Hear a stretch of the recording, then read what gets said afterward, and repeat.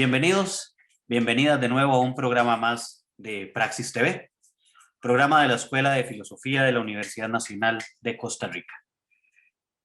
Volvemos en esta ocasión en estos espacios de diálogos literarios que hemos construido de la mano con la editorial de la Universidad Nacional. Y en esta ocasión nos acompaña Carlos Villalobos, escritor, académico de la Universidad de Costa Rica, en algún momento vicerrector de vida estudiantil y director de la Escuela de Filología. Y bueno, autor de este libro, Curación de la Locura, ganador del certamen Una Palabra en el 2019, y que es el tema del cual vamos a conversar hoy. ¿Cómo estás, Carlos? Hola Esteban, muchísimas gracias, muy agradecido por la invitación y bueno, es una gran oportunidad para conversar de esta obra literaria. Bien, Carlos, gracias a vos por acompañarnos a conversar hoy sobre este libro. Y bueno, antes de empezar a hablar del libro, que es la promesa del programa, quisiera que empezáramos a conversar un poco más bien sobre Carlos Villalobos, ¿no? O sea, cómo te adentras en el mundo literario. Has escrito varias obras, has escrito varios libros de poesía, de cuento principalmente. Bueno, y también has ganado algunos premios, ¿verdad? En estas áreas. Pero Carlos, ¿cómo empiezas vos a trabajar el tema literario? ¿Cómo empiezas a meterte, a involucrarte en este mundo? Bueno, yo creo que la responsabilidad que tienen los padres en la formación de una persona es clave. Y, y creo que esa adicción, porque yo quisiera verlo así como una bonita adicción por las letras, por el conocimiento, es una herencia de mi madre. Ella solía leerme muchísimo cuando era niño. Y bueno, vivíamos en una zona rural, y cuando digo rural, estamos hablando de una zona muy rural. No había en ese entorno donde yo crecí electricidad. Los caminos principales estaban un poco lejos, así que teníamos que movernos a caballo. Es decir, que era un entorno a la orilla de un bosque y cerca de un río que se llama, por cierto, El Silencio, y el pueblo se llama Los Ángeles de San Ramón. Entonces, nací en un lugar que se llama El Silencio de Los Ángeles. Y bueno, en ese contexto apareció una mujer que yo soy el primer hijo que tuvo y que entretenía o que pasábamos las horas a la orilla de los pocos libros que tenía. Cuando yo entro a la escuela, esa fascinación continúa y recuerdo que, bueno, en la escuela, que era una escuela rural en Los Ángeles Norte de San Ramón, que era otro sector, digamos, de esa comunidad, no había tampoco libros, pero en la administración de Daniel Oduber, la primera dama, Marjorie, hizo un programa de donación de libros a las escuelas. Y un día llegó una comitiva y trajo a la escuela una biblioteca. Ese fue uno de los días más felices de mi vida. Yo nunca había visto tantos libros juntos. Eran 400 y resto de libros, los recuerdo perfectamente, y me propuse, yo estaba en segundo año de la escuela, y me propuse leerlos. Recuerdo un día que ya en quinto año de la escuela, mentí, porque no era cierto que los había leído todos, algunos solo los había ojeado, pero corrí a la casa de una tía y le dije, tía, ya leí todos los libros de la escuela. Y desde entonces no he parado.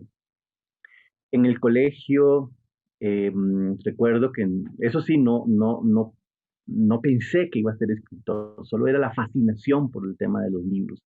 Y en el colegio, que por cierto fue muy difícil el poder asistir a un colegio, porque en ese momento las condiciones geográficas eran difíciles, pero bueno, finalmente lo conseguí. Y bueno, y también tuve una situación en la que mi padre no estaba muy convencido de que fuera el colegio, y yo peleé y al final lo logré, ¿no? También con el apoyo de mi madre. Otra historia. El tema es que en el colegio em, descubrí que ser escritor daba, digamos, era como un camino de fascinación que se me abría, porque en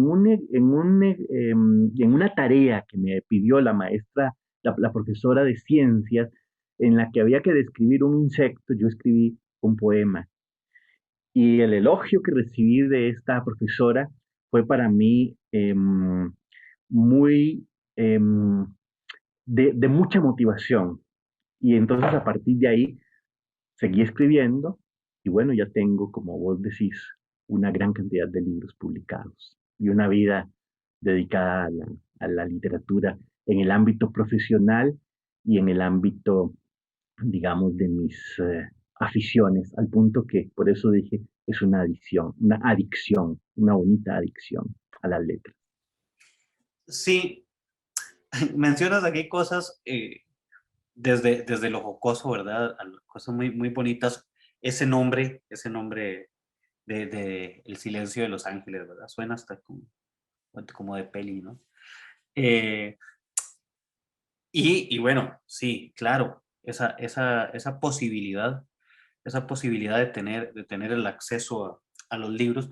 Y además de que mencionas esto, y pienso en ese elemento de la curiosidad, ¿verdad? De ver nuevas formas de contar las historias y los entornos, que son, bueno, propios de, de quien escribe, ¿verdad? Ver esa posibilidad de incluso construir un mundo diferente que pueda llegar a otros ámbitos, otros espacios, otras ideas fantásticas, locas, ¿verdad? Que nos da la literatura para poderlo hacer.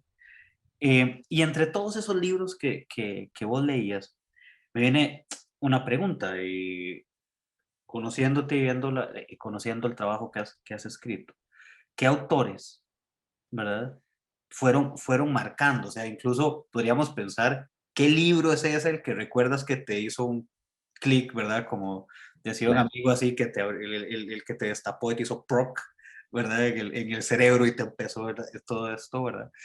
¿Qué autores hay ahí? ¿Y qué autores hubieron? ¿Y qué autores hay y continúan estando por ahí? Porque a veces uno puede enamorarse de un autor en algún principio y al cabo del tiempo dice, no lo soporto, ¿verdad? Ya descubrí que no era lo que pensaba, pero bueno, de todo eso, cuéntanos un poco.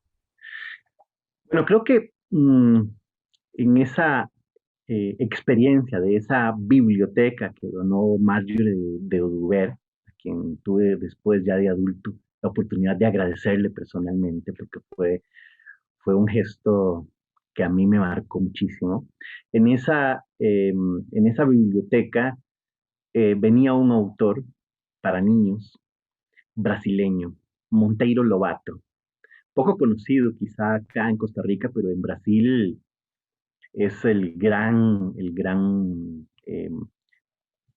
modelo de la literatura infantil. Incluso en una ocasión, eh, unas, unas colegas de Brasil en una actividad nos reclamaban a los latinoamericanos que conocíamos poco de la literatura brasileña y a propósito de la literatura infantil, y no sé por qué mencionaron ese tema, y yo les demostré que a mí el gran autor que me motivó fue justamente este brasileño, Monteiro Lobato.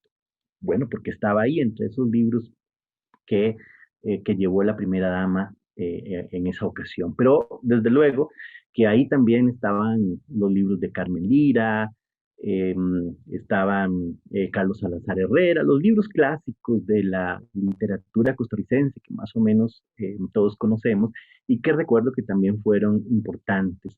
Estaba una antología del cuento costarricense que había hecho Alfonso Chase y que recuerdo que la leí en su totalidad, entonces ahí ya de niño yo empecé a familiarizarme con nombres como eh, Yolanda Oriamuno, eh, Joaquín Gutiérrez, etcétera, etcétera, con los autores costarricenses.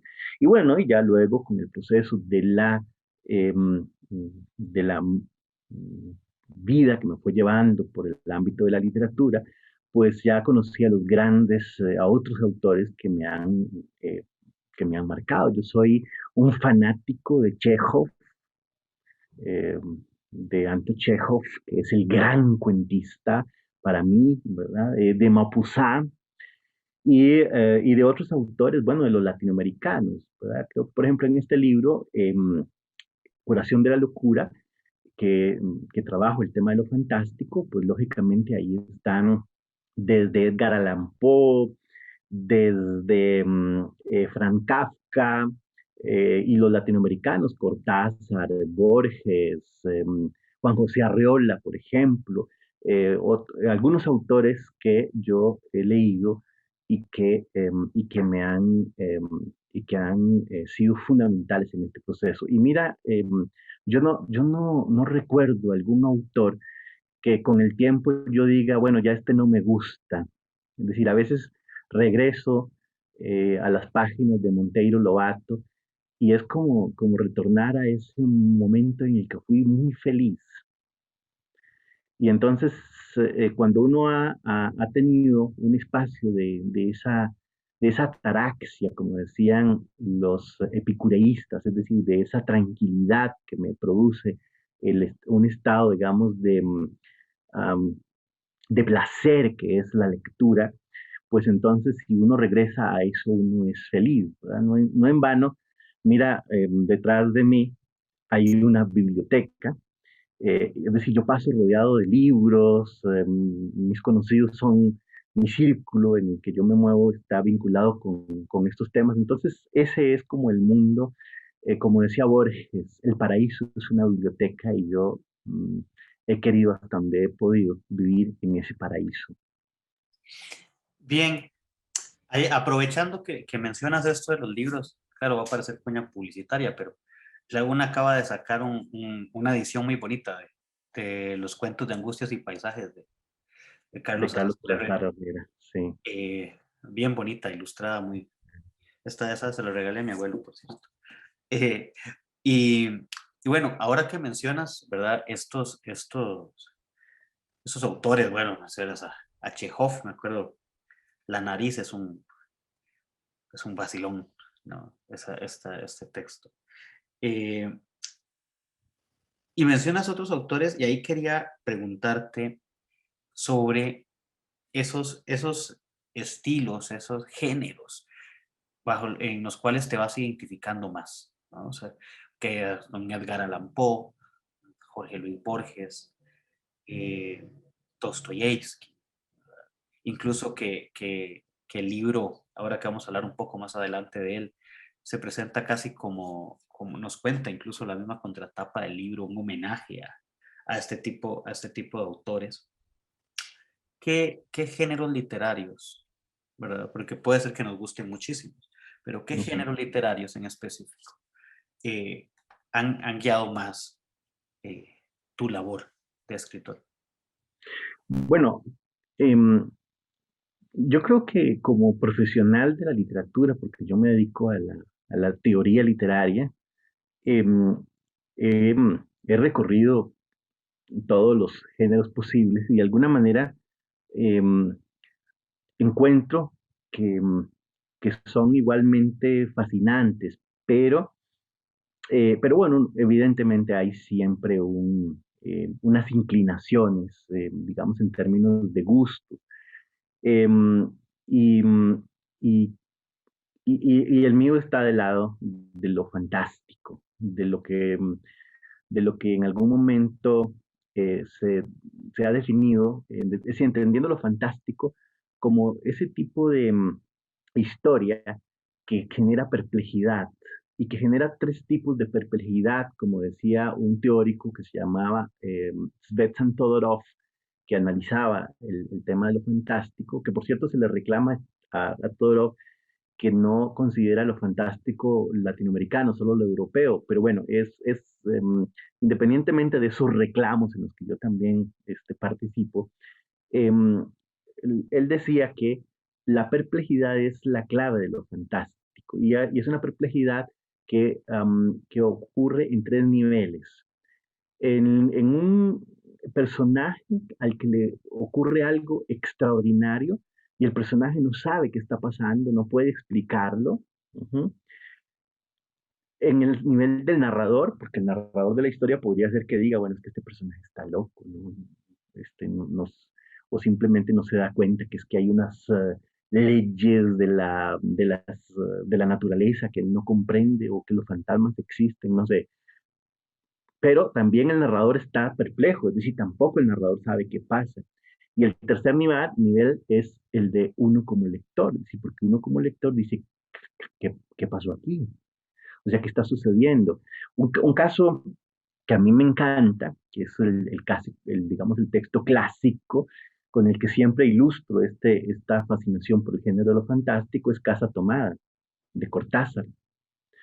Es la historia de una pareja, bueno, son hermanos, bueno, esto está conectado con Edgar Allan Poe y otras historias, pero bueno, no viene ahora al cuento. El punto es que en esa historia algo toma la casa. El narrador no sabe qué es, los personajes no saben qué es exactamente.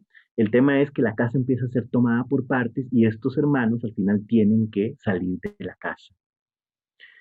Em, y entonces, claro, hay uno puede hacer muchas teorías, que hay incesto, que son fantasmas, etcétera, etcétera. Cualquier cantidad de teorías se puede inventar uno, pero el autor nunca lo dice, los personajes nunca lo dicen y uno nunca lo sabe, uno puede conjeturar. Entonces, esa perplejidad y esas conjeturas, eso que hace que uno todavía, después de que haya leído el cuento, uno sigue metido en el cuento dándole vueltas y uno dice, ¿qué pasó aquí? ¿Qué sucedió? Ese género, ese reto, que es el que provoca lo fantástico desde la perspectiva esta como lo plantea Todorov, que está bien documentado en estos autores, como por ejemplo Cortázar, eh, ese género a mí me fascina y ese es uno de mis dilectos, entre otros. Sí, ahí mencionas una cosa que me gusta mucho, y es esto de que pasa a veces que uno está agarrando un libro, está leyendo una novela y algo, y como que no puedes parar, o sea, incluso usted dice, qué madre, tengo que trabajar, tengo que hacer esto otro, entonces ocupas ya el tiempo, el espacio, ocupas que llegue el momento de descansar para seguir leyendo y saber qué pasa, qué es lo que acontece en la historia. Bueno, esos libros que te atrapan son maravillosos y son de esos Sí, efectos. sí, claro. Pero Esteban, ya que estamos en esta parte que me decías que en esto habláramos un poco más del ámbito personal, digamos, este es uno de los géneros que a mí en el ámbito de la narrativa me fascinan, pero yo tengo muchos otros intereses que me gustaría contárselos a los que nos están escuchando. Uno es el de la literatura de viajes. Ese es un tema que a mí me apasiona y la literatura de viajes tiene una conexión en la Grecia clásica con el tema de lo fabuloso, de lo que ellos llamaban aquello que era, eh, ellos le llamaban paradoxografía, que era aquellas situaciones extrañas que ocurrían en otros lados del mundo y que el viajero iba y luego cuando regresaba las contaba. El viaje em, también a mí me fascina y estoy trabajando, digamos, una de las líneas, por ejemplo, académicas que yo trabajo es el tema de la literatura de viajes. Estoy haciendo una investigación sobre este tema de la literatura costarricense y también estoy escribiendo mis crónicas de viaje. Ese es uno de los temas. Y en poesía, porque también escribo poesía, me interesa una línea mucho más existencial, esa búsqueda de, de la, digamos, de la explicación con la certeza de que nunca la voy a encontrar, pero es como el planteamiento de las preguntas. No en vano, por ejemplo, tengo un libro que se llama Insectidumbres, que tiene que ver con los insectos y que suena como a incertidumbres, que es una exploración desde el tema de los insectos, que son unos animales fantásticos a propósito de lo que estamos hablando, pero que me permiten en un libro de poesía reflexionar sobre esos grandes temas eh, de la existencia. Entonces, de alguna manera, eh, son diversos géneros, pero todos conectados alrededor de esas inquietudes, de esas preguntas por la vida, por lo extraño, por lo desconocido, y bueno, y en la poesía, por esto que Gastón Bachelard llamaba la ensoñación, que es mirar desde esas dimensiones en las que nos encontramos lo fantástico, eh, digamos, como la cordura, es decir, la razón y la locura en una cuerda floja bailando juntas. Bien, ya vamos a seguir conversando de esto y hablar un poco también sobre esa labor de escribir, ya que empezamos a movernos por ese lado. Ya regresamos y conversamos sobre ese tema. Ya volvemos a Praxis TV.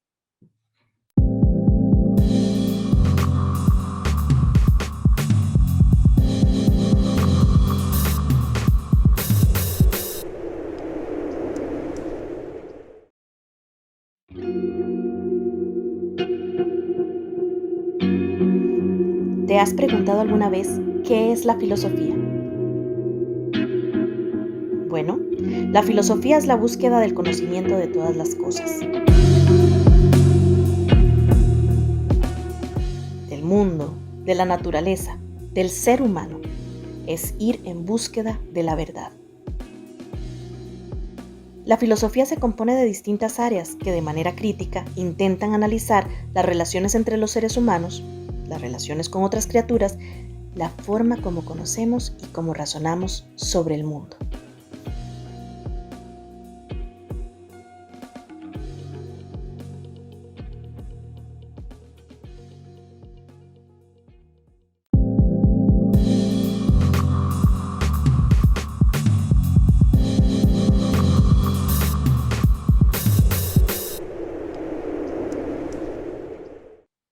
Bienvenidas, bienvenidos de nuevo a Praxis TV, programa de la Escuela de Filosofía de la Universidad Nacional de Costa Rica. Continuamos conversando con Carlos Villalobos, autor del libro del que hablamos hoy, Curación de la Locura, un libro de cuentos, ganador del certamen Una Palabra en 2019. Carlos, venías hablando sobre estas aficiones, esta labor de la escritura, los gustos, ¿verdad? Estos intereses que vos nos cuentas. Inmediatamente viene a la mente, bueno, la labor del escritor. Muchas veces se piensa de manera muy ingrata, que la labor del escritor es muy sencilla. Y ni qué decirlo cuando hablamos de escribir poesía, ¿verdad? Que a veces se siente que es simplemente sentarse frente a la computadora, tomar una libretita, escribir 4 tonteras y sale el poema. Y ahorita hablaremos de lo que es construir un libro también de poesía.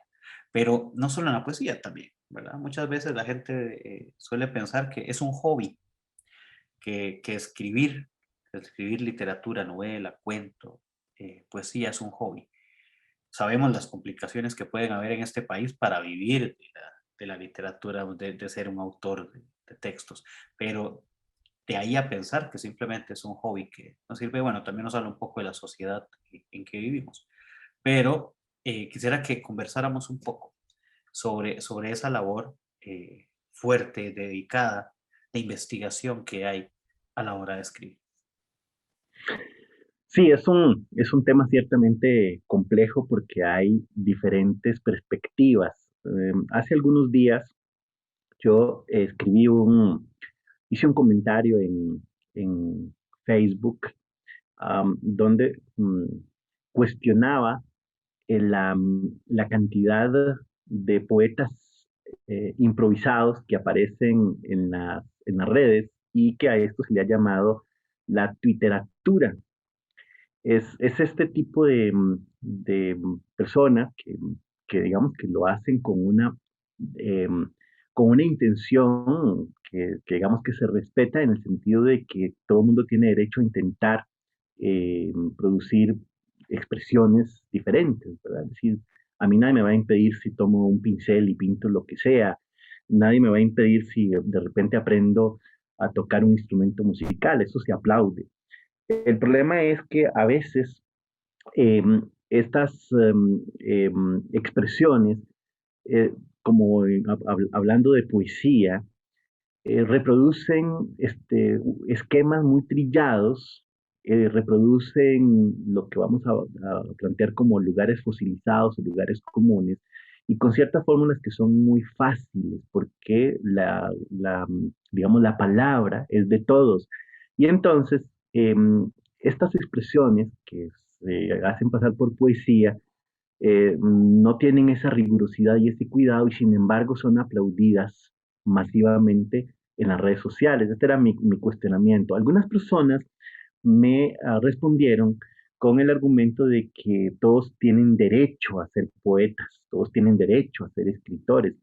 Y entonces yo respondí, bueno, mira, si yo toco un piano, las teclas de un piano, con mi oído desafinado, por cierto, y digo y voy y me presento en público y digo que soy pianista, pues quedaría muy en ridículo con los que saben de música. Más o menos algo así sucede, porque escribir poesía requiere o escribir literatura en general, efectivamente requiere de una preparación, de disciplina, eh, no voy a meterme en el tema del talento y eso porque eso es discutible, aunque yo creo que también cuenta. Pero fundamentalmente hablemos de disciplina, técnicas, cómo salirse de los lugares comunes, cómo producir un trabajo que realmente evidencie un conocimiento y que aporte algo novedoso a la producción digamos, de este campo. Horacio, un poeta ro- em, romano, em, clásico, decía que uno no puede escribir sin pasar luego por la lima. Es decir, escribir es lo más fácil. El verdadero trabajo del poeta está en la carpintería fina, en el detalle, en las horas que pasa trabajando ese poema que en algún momento escribió. Pero uno puede escribir un poema, puede, si quieren, se vale, embriagarse o drogarse y escribir un poema, pero nunca, nunca, nunca ese poema se debe publicar así. El trabajo de la reescritura, eso se tiene que hacer con conciencia, se tiene que hacer totalmente con digamos, la capacidad, ¿no? Entonces, eh, eh, lo otro que decía Horacio es que además uno tiene que dejar reposar, y él decía por varios años, incluso decía 8 años, reposar lo que uno escribe y someterlo a aquellos conocedores. Y solo así, tal vez uno pueda dejar para la historia algo que valga la pena. Lo contrario, se lo lleva el viento a los 3 días, como la literatura, que a los días ya ha desaparecido. Entonces sí es un trabajo, una disciplina de horas y horas. Sí, mencionas una cosa, yo creo que vale la pena también como aclararlo. No es pensar en que, bueno, como no hay una universidad para escribir poesía, ¿no? ¿Verdad? Para que no se vaya a confundir que nos escucha, no se está hablando de eso, sino de la labor, del trabajo, de escribir esto que mencionas. Por ejemplo, lo hablamos mucho cuando en los talleres literarios, cuando hay talleres literarios y se dice, bueno, vamos a trabajar sobre este texto que escribiste y ahí, bueno, pasa. Y hay gente que se ofende cuando se le trabaja un texto. Le dice, mira, esto podría modificarse, esto es un lugar común, ¿verdad? Estos elementos parece que podrían acomodarse de esta otra forma, se podría trabajar más, podría leer esto y esto te podría llevar a construir una obra. Hay mucha gente que se enoja porque siente que ese poema que escribió es como un hijo y entonces, o que les parece que le están amputando un dedo cuando le dicen algo del poema, Bueno, ¿verdad? nada más esto, yo cuando me encuentro a alguien que escribe, aunque sea en lugares comunes, yo lo aplaudo y lo aliento a que siga, porque eso está bien. Y siempre lo invito a que entonces busque autores para que se nutra, para que se forme, y lo invito a la disciplina. Y bueno, hay personas que se lo toman en serio y otros que no se lo toman tan en serio. Y todo eso, al final de cuentas, existen todas esas posibilidades. Los que van a trascender, al fin de cuentas, son aquellos que se lo toman en serio. Sí, claramente. Y eso es un asunto sobre el que tenemos que ir conversando, ¿verdad? O sea, esta forma de escribir este proceso de investigación, decíamos, te mencionaba ahora, digamos, no es lo mismo cuando pensamos, por ejemplo, si queremos conversando de poesía, voy a escribir un libro de poesía, no es lo mismo el concepto que hay detrás del libro y el trabajo de estudio que hay para elaborar este libro, como ahora mencionabas vos el tema del libro de los insectos, por ejemplo, a una colección de poemas sueltos, que los agarré todos juntos, los metí y dije, aquí están mis 30 poemas de amor, ¿verdad? O sea, es eso, ¿verdad? Hay un trabajo a la hora de pensar y construir el libro, la obra en completo. Y eso es un elemento que me parece que es importante rescatar en esto. Sí, Esteban, el trabajo de la lima, estamos hablando de poesía, pero el trabajo de la lima es válido para cualquier género, ensayo, cuento, novela, lo que sea. Uno escribe y ese trabajo riguroso de revisión es necesario en cualquier género. Ujú. Y eso es importante, por lo menos así es como yo lo veo, ¿verdad? Y eso que señalas es importantísimo, ¿verdad? Porque a veces eh, creemos que esa revisión minuciosa, eso es de una tesis, eso es para cuando hago mi trabajo académico, cuando estoy escribiendo un artículo que va a ser publicado en una revista. Pero entonces, por qué no es tan serio ese trabajo a la hora de que vas a publicar ese poema, vas a publicar ese cuento, ¿verdad? Tienes que tener esa misma rigurosidad de cuando vas a publicar ese artículo, de cuando se va a trabajar en esto otro. Y eso es parte de entender la profesión como escritor, ¿verdad? Como escritora. O sea, esa forma, ese empeño, ese sentarse a trabajar minuciosamente para elaborar un libro, ¿verdad? Y ya que estamos metiéndonos por ahí, ¿verdad? ¿Cuál ha sido? También me interesaría preguntarte esto antes de que se nos vaya este segundo bloque. eh, Ese trabajo, ¿verdad? Que hay detrás de, de tus obras. No solo, ahorita vamos con Curación de la Locura, pero de tus obras. Por ejemplo, ¿qué temas has trabajado por ahí que ha venido y ha generado ese proceso de investigación? Como ahora nos mencionaba lo de los insectos, por ejemplo. Em, Cuando es parte de la rigurosidad y de la seriedad con la que uno asume esto si lo intenta hacer de manera profesional. Yo me considero, aparte de que soy profesor de literatura, es decir, que he estudiado profesionalmente el tema y que doy clases en la universidad sobre estos temas, me considero como escritor un profesional, es decir, lo he hecho con conciencia, paso metido en esto, es decir, me identifico como escritor y algunas personas trabajan, algunos autores trabajan en un género, digamos, se dedican solo al cuento, digamos, solo a la narrativa, por ejemplo, solo a la poesía, etcétera, etcétera. Otros, una buena parte de autores, hemos incursionado en diversos géneros. A mí me fascina explorar y trabajar diversos géneros. Es muy distinto escribir poesía que escribir, por ejemplo, ensayo, que también lo he hecho, y escribir narrativa.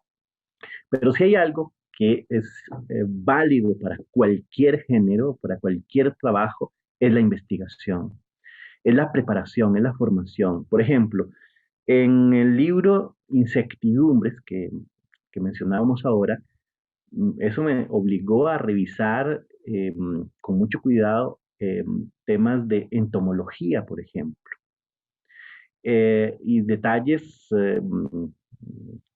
digamos, meramente experto en biología, uno los tiene que estudiar, porque ese no es mi campo. Entonces, es parte del trabajo. Hay un libro en poesía que publiqué hace poco, que se publicó, em, por cierto, con un sello de editorial de España, Amargort. El libro se llama Altares de ceniza. Y es un trabajo de la mitología en la que exploro el tema de las diosas madre. Em, y bueno, eso me llevó a leer cantidades de textos que trabajan el tema de las deidades femeninas en diversas culturas. Y a partir de ahí, de esa investigación, sale un libro. O, por ejemplo, en este libro del que estamos hablando en esta ocasión, que es el libro de cuentos, hay un cuento que se llama Huellas, que es un cuento, digamos, policíaco, fantástico, en el que dos investigadores están tras la pista de un asesinato en un tren.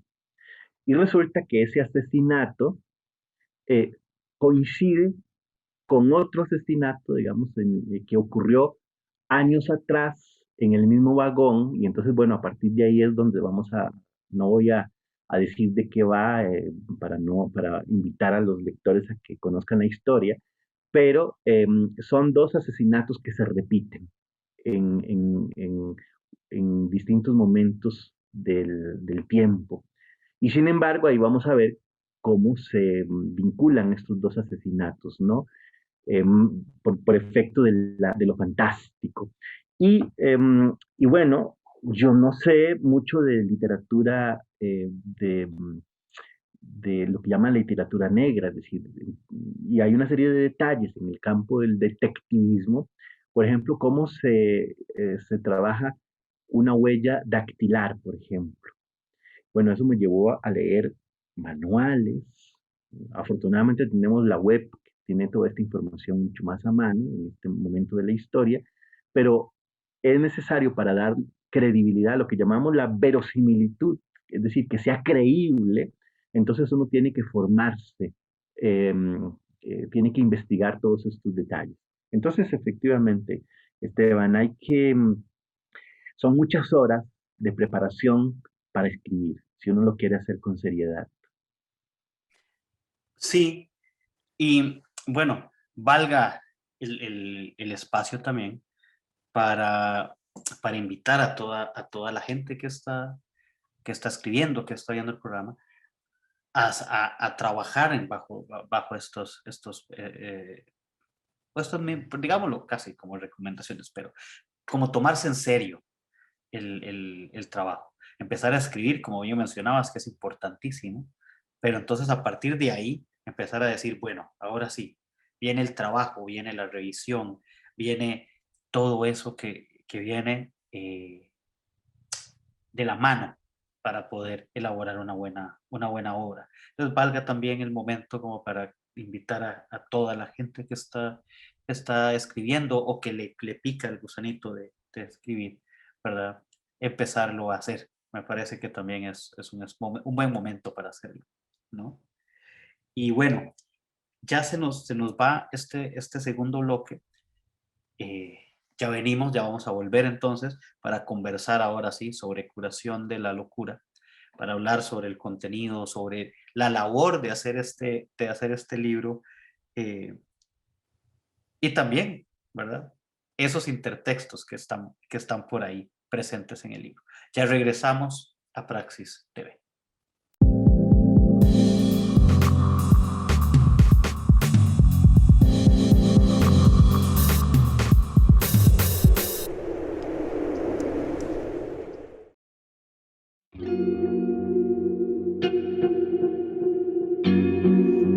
¿Te has preguntado alguna vez qué es la filosofía? Bueno, la filosofía es la búsqueda del conocimiento de todas las cosas, del mundo, de la naturaleza, del ser humano. Es ir en búsqueda de la verdad. La filosofía se compone de distintas áreas que de manera crítica intentan analizar las relaciones entre los seres humanos, las relaciones con otras criaturas, la forma como conocemos y cómo razonamos sobre el mundo. Epistemología es una de las áreas de la filosofía que se encarga de la justificación de las creencias y de cómo conocemos el mundo, siendo una de las áreas fundamentales en el desarrollo de conocimiento y en la aplicación práctica que puede derivarse en las ciencias. Epistemología, siendo un área fundamental de la filosofía, permite razonar sobre el mundo por medio de la lógica y de ahí derivar posteriormente una filosofía práctica como la ética.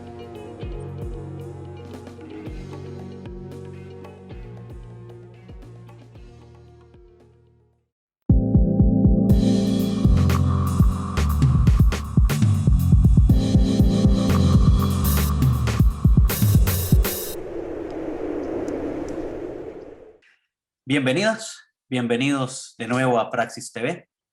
Continuamos conversando con Carlos Villalobos, profesor de la Universidad de Costa Rica y autor del libro Curación de la Locura, un libro de cuentos que el año pasado, hace 2 años, 2019, ganó el certamen Una Palabra.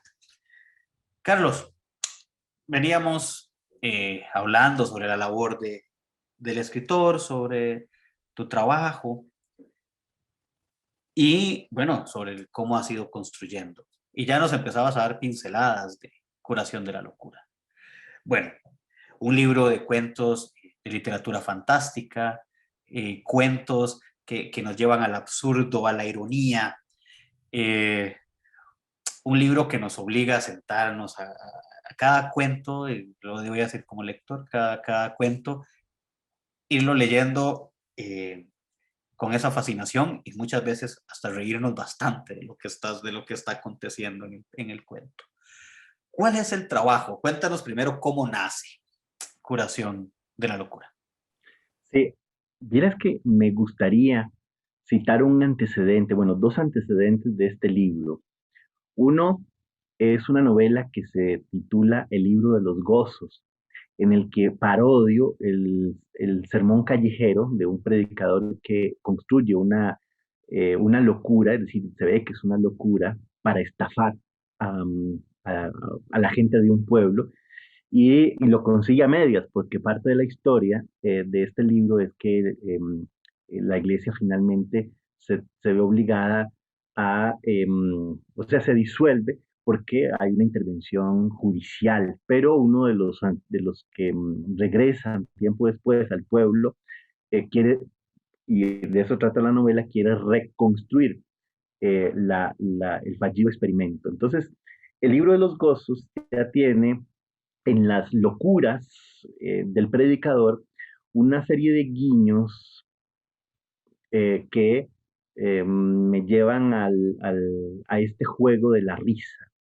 Y el segundo antecedente es un libro de cuentos también que se publicó en Guatemala que se titula Tribulaciones y que son las historias de una tribu que en principio parece una tribu perdida por allá en algún lugar del mundo, pero en realidad son historias sumamente contemporáneas. Qué sé yo, como por ejemplo a esa tribu un día de tantos llega un casi dios con su casi móvil, entonces es una parodia de la llegada del Papa, por ejemplo, pero se supone que esto ocurre en una tribu. Y entonces todos los elementos que suceden en estas historias en realidad son situaciones cotidianas. Y este nuevo libro de cuentos eh, es un trabajo más de homenaje, en principio, digamos, el propósito, el proyecto, tal y como lo concebí, es un homenaje a esos escritores que a mí me fascinan, que son los de la literatura fantástica, que ya hemos citado algunos, Poe, Cortázar, Kafka, etcétera, etcétera. Es decir, son muchos los que están ahí de alguna manera detrás de este libro. Por ejemplo, Dostoyevsky con el tema del doble, que se llama el doppelganger, que es esta idea de un personaje que de repente se encuentra con que él no es él, sino otro, y que él está en otra parte. Entonces esas paradojas que se pueden generar a partir de lo fantástico, pues las exploro. Pero el guiño del humor, de la ironía, en algún momento de lo sarcástico, también está presente en el libro. Y desde luego, uno de los elementos o de los juegos que aparecen en estas páginas es el absurdo. Son esas situaciones en las que uno no puede dar crédito a lo que está sucediendo porque realmente son sin sentidos. Entonces, todos esos elementos están en juego en este libro, ¿verdad? Y incluso el mismo hecho de curación de la locura, es decir, se parte ya de una idea de que alguien está loco y que hay que curarlo. Pero en el cuento que da título al libro, sabemos al final que el que está curando está más loco que los que están locos. Entonces parte de esa paradoja, ¿no? Sí, bueno, ya mencionaste el primer cuento del libro. Eh, ahí hay, ¿verdad? Hay eh, varios cuentos. Hay un cuento que conversábamos fuera de cámaras, que a mí en lo particular eh, me gustó mucho, que es El paciente, ¿verdad? Precisamente ahora que hablaba de este tema de lo irónico y lo absurdo. Eh, un personaje que llega a un pueblo, se siente enfermo y tratar de ser atendido es toda una odisea, ¿verdad? Eh, cualquier parecido a la realidad es mera coincidencia, dirían por ahí, ¿no? Pero me parece que ahí está, en algún momento, y te lo mencionaba ahora fuera de acá, es como casi una especulación a, bueno, ese mantra de la eficiencia llevado al absurdo más grande, ¿verdad? ¿Qué elementos? Hablemos un poquito de qué te llevó a escribir este cuento, ¿verdad? Bueno, este cuento particularmente eh, aborda el absurdo.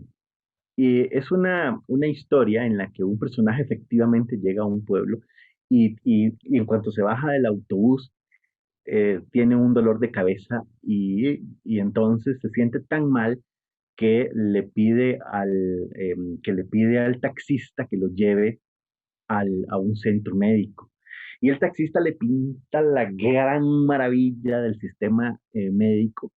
Y a partir de esta experiencia, cuando él llega al hospital, se da cuenta de que, de que hay una cantidad de absurdos, es decir, yo llevo esto al nivel más absurdo en las posibilidades de que alguien sea atendido en un supuesto sistema eficiente. Em, y entonces, bueno, el lector se va a encontrar ahí como, por ejemplo, que la persona que lo atiende en la ventanilla del centro médico en realidad es una vendedora de lotería y que ella está ahí porque se decidió que era mejor que el que atendía a los pacientes estuviera en la calle para que las citas las diera por teléfono en cualquier lugar donde estuviera.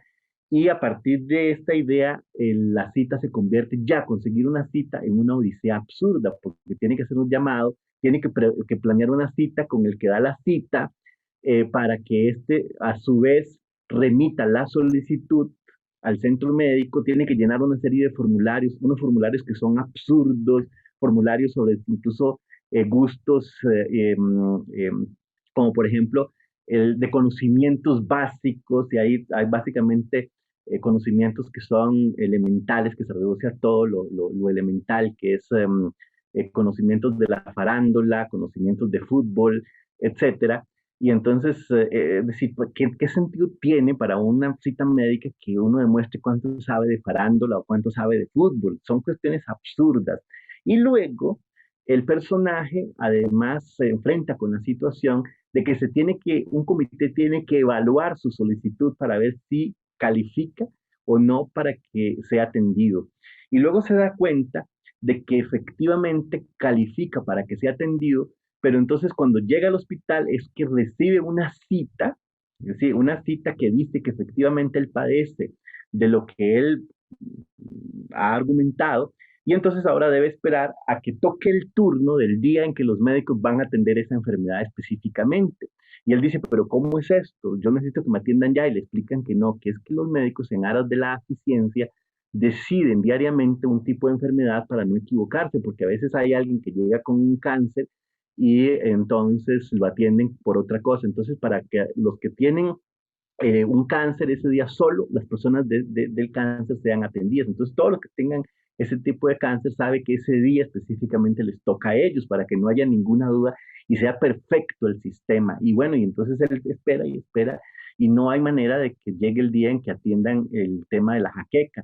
Entonces hay gente que se dedica a vender enfermedades para que le pueda tocar el turno. Es decir, aquello se convierte en una situación tan absurda, kafkiana, vamos al proceso de Kafka, o hay un cuento que te mencionaba ahora también fuera de cámaras, que es el de José Arriola, que se llama El guardagujas, que es la historia ese cuento a mí me fascina, que es la historia de un personaje que llega a un pueblo en tren y luego para salir de ese pueblo la cosa se va convirtiendo en un delirio de situaciones absurdas. Más o menos por ahí va este cuento. Entonces, claro, uno como lector dice, pero ¿qué está pasando aquí?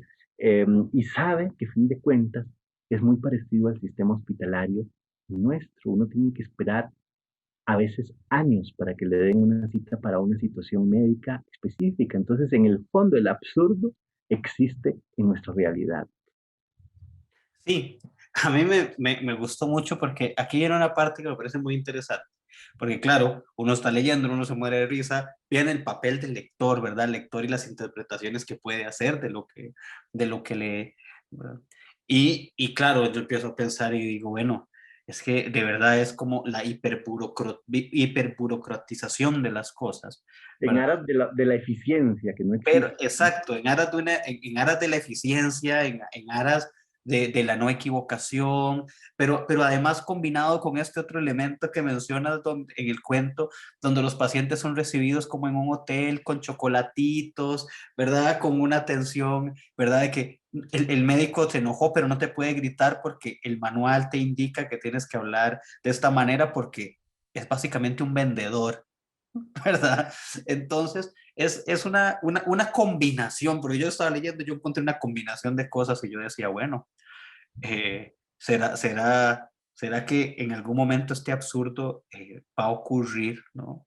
Por ejemplo, cuando el personaje que da las citas menciona que el presidente le prometió a los vendedores de lotería iban a tener un espacio, todos iban a tener un cubículo, entonces sacaron a los de las citas, porque de todas formas eso era un ahorro para no gastar tanto dinero en la salud pública. Entonces, yo empiezo, incluso escuchar eso, por ejemplo, ver ese elemento, yo dije, eso no lo escuché en televisión un día de estos cuando hablaban de cómo ahorrar plata en el gobierno, ¿no? No, ¿verdad? Por O sea, cierto. tiene esos elementos el cuento. Eh, y que bueno, este tema me pareció fascinante. Yo me reía muchísimo cuando estaba leyendo el cuento. eh, Anoche que lo estaba leyendo me reía montones de Bueno, imaginarme ese. yo lo escribí muerto de risa también. Y al mismo tiempo este tipo de cuentos que trabajan estos temas a uno le da risa, pero esa risa en el fondo también da cólera, Sí, sí, claro, es una porque cosa. es que vamos a ver, uno no sabe si reír o llorar, ese es el punto. Eh, Cuando uno se encuentra con estos absurdos, que es decir, esto es llevado al extremo, es una parodia, digamos, del sistema médico que nos hemos visto en algún momento metidos en estos absurdos, entonces a veces uno de verdad no sabe si reír o llorar, es parte del juego. Sí, sí, sí, sí. Nos hemos encontrado cosas. Y me parece un cuento bastante atinado, ¿no? Para hablar de eso y verlo. Incluso yo sé que está escrito hace más años, ¿verdad? Pero muy actual, ¿verdad? De verlo ahorita y empezar a comparar, de verdad, yo digo, y me lo pensaba, puña, ¿será que en la agenda de algún candidato presidencial esto hacer una cosa tan absurda como esta? No estaría rarísimo, no está nada raro que aparezcan estas cosas tan absurdas en futuros Hay próximos. diputados actuales en la Asamblea Legislativa que me sorprenden con ideas tan absurdas como esa, Sí, como uno por ahí que está planteando, planteando que, que convirtamos el INAMO en un instituto de la familia, por ejemplo. Eso es, de nuevo, son absurdos, de verdad que son absurdos. Ujú. Y Y bien, existen. exacto, ahí es donde, digamos, con una buena cuota de realidad en algunos casos, ¿verdad? Eh, Bien, continuemos conversando sobre el libro, porque además, bien haces, decías vos que hay esa especie de homenaje a esos autores, y hablemos un poco de algunos de los intertextos que puedan haber, que hay por el libro, ¿verdad? Eh, ¿qué, qué, qué ejemplos? Digamos, pongamos un par de ejemplos y tiremos así como pinceladitas para que quienes nos escuchan, quienes nos ven hoy, se quieran apersonar a la librería, que quieran como contactarte con vos, que quieran buscar el libro. Sí, hay grandes temas de la literatura fantástica que yo conscientemente los he retomado. Uno es, por ejemplo, el tema del doble. El doble ha sido trabajado por Edgar Allan Poe, por Dostoyevsky, por Italo Calvino, por Borges. Es decir, son esos temas que se repiten a lo largo de la tradición de la literatura y que entonces yo aquí lo que hago es que propongo una versión, mi versión. Y entonces en ese sentido, al proponer una versión, estoy intentando hacer una contribución, digamos, a una tradición eh, y al mismo tiempo, como digo, es un homenaje a estos grandes autores que admiro. Este es, por ejemplo, algún tema. Hay otros que tienen que ver con los juegos con el tiempo, como estas paradojas que se pueden desarrollar en dos momentos diferentes en los que el tiempo es relativo. Por ejemplo, el cuento que decía ahora, el de las huellas, que son asesinatos que ocurren en dos momentos diferentes y sin embargo ya verá cómo se conectan. O, por ejemplo, el tema de esa posibilidad fantástica también de que alguien pueda estar en dos lugares, es decir, que pueda desplazarse de repente de un lugar y no sabe por qué apareció ahí en ese otro sitio de manera tan anómala. Entonces esos temas que se han trabajado, pues yo los exploro. Entonces eh, ahí hay, bueno, por ejemplo, hay un cuento que es claramente una continuación, digamos, paródica o un planteamiento paródico del cuento de la metamorfosis de Kafka. Es un cuento que se llama Metapsicosis. Y entonces, recuerden que en este libro de Kafka, un personaje de repente de la noche a la mañana parece convertido en una cucaracha o en un insecto. Bueno, no es una cucaracha, sino un insecto. Y entonces es terrible, es decir, él no sabe qué pasó y el cuento el texto, esta novela corta es uno de de las pesadillas clásicas de la literatura universal. Bueno, entonces en homenaje a Kafka y a este libro, que es un clásico, yo invento un personaje que un día tantos amanece, si es un tipo, digamos, así como, como, como, em, que le encanta el licor, que le encanta la fiesta, que le encanta el, digamos que lo que podríamos considerar todo lo profano en términos de un discurso religioso, y de repente aparece convertido de la noche a la mañana en un fanático religioso, y él no sabe cómo pudo haberle ocurrido algo tan terrible. Y entonces es una paradoja y una desgracia para él, porque se ve obligado a, em, a practicar una creencia que en la que ahora cree profundamente, pero que simplemente él no sabe cómo le sucedió algo tan espantoso. Entonces de repente dice, mejor me hubieran convertido en un insecto. Entonces este juego, eh, digamos, el monstruo en que se convirtió el fanático religioso, pues bueno, también tiene elementos de nuestra realidad, donde uno puede observar cómo el fanatismo religioso puede ser capaz de llevar a unos niveles de violencia a algunas personas, ¿verdad? Tenemos historias incluso de fanáticos que asesinan, fanáticos que ejercen unas violencias espeluznantes. Entonces, este cuento específicamente reflexiona sobre ese tema. desde un intertexto kafkiano, ¿verdad? Ujú. Claro, claro, qué interesante. Cuentas un detalle, se me acaba de venir hacia la cabeza, de estos, porque, a ver, otra vez, esos son también casi como absurdos. Aquello que pasó en algún momento, no recuerdo dónde fue, de un grupo de Provida que quemó una clínica donde aplicaban abortos con toda la gente adentro, ¿no? Entonces, ya usted dice, a la puña, pero qué Sí, claro. extraño, qué paradójico. Bueno, esos ejercicios de violencia, cuando en teoría el discurso es de amor, es como uno de esos elementos también que Es, están ahí es el presentes. absurdo, es Es, el absurdo, efectivamente, de un discurso que predica el amor al prójimo y le lanza piedras para matarlo. ujú, exactamente. Eh, Carlos, se nos va rapidísimo el tiempo, ¿verdad? Pero no quisiera que termináramos sin que nos leas, ¿verdad? Algo del libro, ¿verdad? Para ir antojando y, bueno, recomendadísimo también para que lo consigan. Con muchísimo gusto. Quisiera leer un párrafo, ya que mencionamos este cuento del paciente, un párrafo de una parte donde ya el personaje está metido en la dinámica ya se dio cuenta del absurdo de lo que sucede ahí. Entonces, diariamente, a las 8 de la mañana, se aglomeran cientos de pacientes frente a la sala de ingresos del hospital. Esperan el resultado de la rifa. Santiago aguarda ansioso en primera fila. Un martillo le clava piedras de obsidiana en la cabeza y por momentos siente que la aglomeración de gentes da vueltas como un remolino de náusea. Un médico de barba casi hasta el pecho se asoma por una ventanilla. ¡Meningites! Grita. Los afortunados se abrazan y la gran mayoría abandona el parque, que casi de inmediato queda vacío. Los afortunados son ingresados al hospital con muestras de excesiva cortesía. Un enfermero pasa repartiendo chocolates y sonríe. Santiago, con su ficha de jaqueca en mano, queda solo frente a la entrada. No ha sido su día de suerte. Primerizo, ¿verdad? Le dice un joven que se le acerca.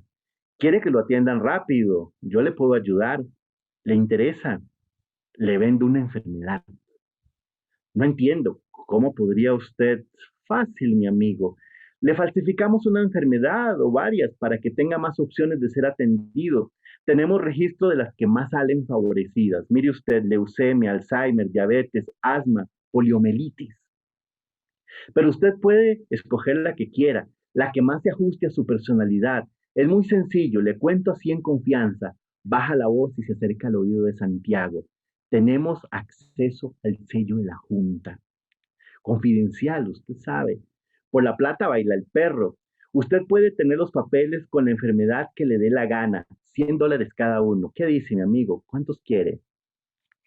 Y ahí continúa esa pesadilla, ese absurdo de corrupción en el sistema.